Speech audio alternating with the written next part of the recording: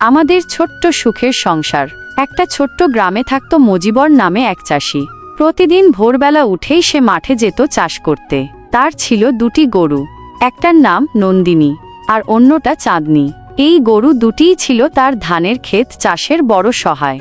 মজিবরের সংসারে ছিল তার পরিশ্রমী ও দয়ালু স্ত্রী রহিমা আর একমাত্র ছেলে মামুন, যে খুব চঞ্চল ও কৌতূহলী। আর ছিল তার এক বয়স্ক চাচা, সোবহান চাচা, যিনি সারাক্ষণ হাসি ঠাট্টা করে সবাইকে আনন্দে রাখতেন।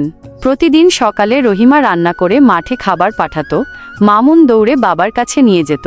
মজিবর হাসিমুখে বলতো, এই আমাদের ছোট সুখমাঠ, গরু, পরিবার আর ভালোবাসা। সন্ধ্যায় সবাই উঠানে বসে গল্প করত। সোবহান চাচা পুরনো দিনের কথা শোনাতেন, মামুন কৌতূহল নিয়ে শুনত। মাঝে মাঝে গরু দুটো এসে পাশে দাঁড়িয়ে থাকত, যেন তারাও গল্প শুনছে। একদিন মামুন বলল, বাবা, আমি বড় হয়ে তোমার মতো চাষ করব।